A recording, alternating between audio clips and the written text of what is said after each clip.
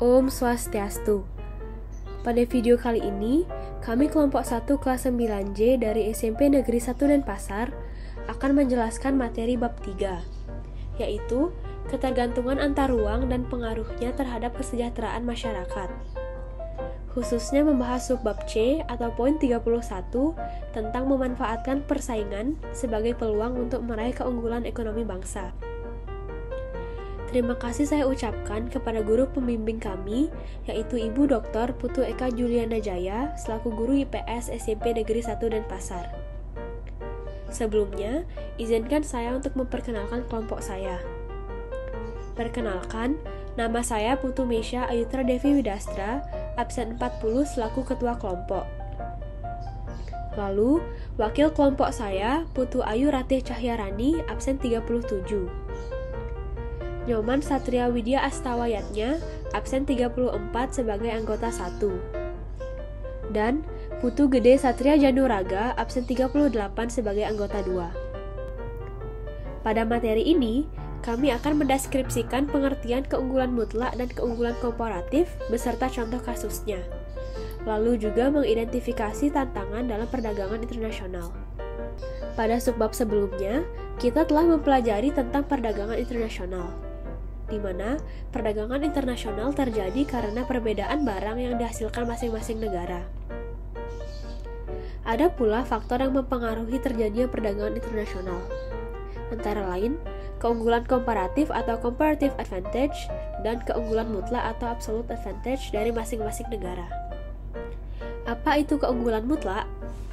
Keunggulan mutlak berarti kemampuan negara untuk menghasilkan barang dan jasa yang lebih efisien dibandingkan negara lain.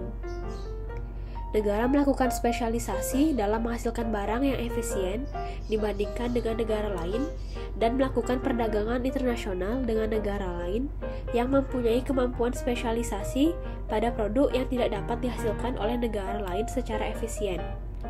Menurut teori perdagangan yang dikemukakan oleh Adam Smith, perdagangan antar dua negara terhadap dua jenis barang akan terjadi jika masing-masing negara mempunyai kekuatan dalam memproduksi barang tertentu.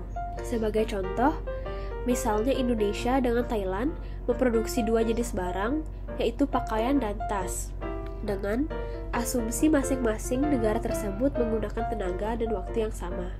Ternyata, Indonesia mampu menghasilkan barang pakaian lebih banyak, sedangkan Thailand menghasilkan tas yang lebih banyak. Hal ini menunjukkan bahwa Indonesia memiliki keunggulan mutlak untuk menghasilkan pakaian, dan Thailand memiliki keunggulan mutlak untuk menghasilkan tas. Oleh karena itu, kedua negara akan saling bertukar barang.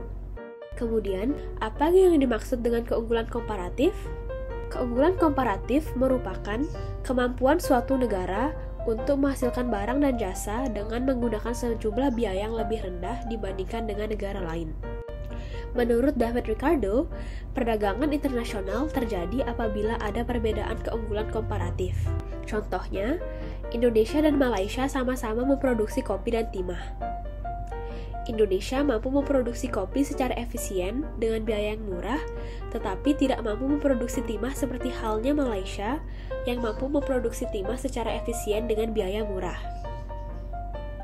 Ini artinya, Indonesia memiliki keunggulan komparatif dalam memproduksi kopi, dan Malaysia memiliki keunggulan komparatif dalam memproduksi timah.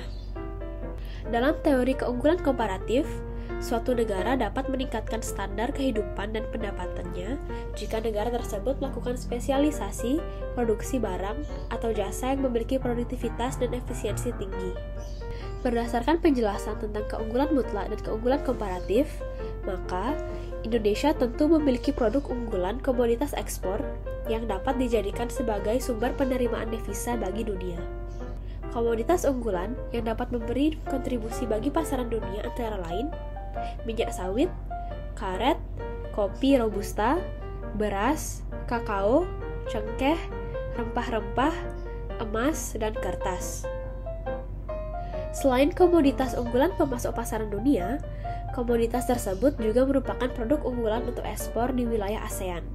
Keikutsertaan Indonesia dalam perdagangan internasional dapat memberikan manfaat bagi pertumbuhan perekonomian Indonesia. Namun, ada pula tantangan yang dihadapi dalam perdagangan internasional. Yang pertama adalah eksploitasi ekonomi. Yang kedua, pudarnya identitas kebudayaan, ancaman fisik lingkungan, eksploitasi sumber daya alam yang berdampak pada perusakan lingkungan hidup. Dan yang terakhir, perdagangan bebas yang bisa membuka akses meluasnya budaya barat dalam berbagai kehidupan masyarakat Indonesia. Peluang yang dapat dilakukan dalam era perdagangan bebas yaitu dengan mengandalkan kekayaan sumber daya alam dan melimpahnya tenaga kerja yang dimiliki untuk menghasilkan produk yang mampu bersaing di pasar internasional dengan biaya yang produksi yang murah. Sekian materi mengenai poin 31. Jangan lupa untuk selalu mencuci tangan, menutup mulut saat bersin, hindari menyentuh wajah dengan tangan yang kotor, menjalani pola hidup sehat dengan rajin berolahraga, tidak merokok, dan juga mengonsumsi makanan yang bergizi. Dari materi yang sudah saya jelaskan, dapat saya simpulkan bahwa perdagangan internasional terjadi karena perbedaan barang yang dihasilkan masing-masing negara. Faktor yang mempengaruhi terjadinya perdagangan internasional antara lain keunggulan komparatif dan juga keunggulan mutlak dari masing-masing negara. Ada pula tantangan yang dihadapi dalam perdagangan internasional. Demikian yang dapat saya sampaikan. Mohon maaf apabila ada kesalahan dan terima kasih atas perhatiannya. Saya akhiri dengan parama Santi. Om Santi Santi Santi Om.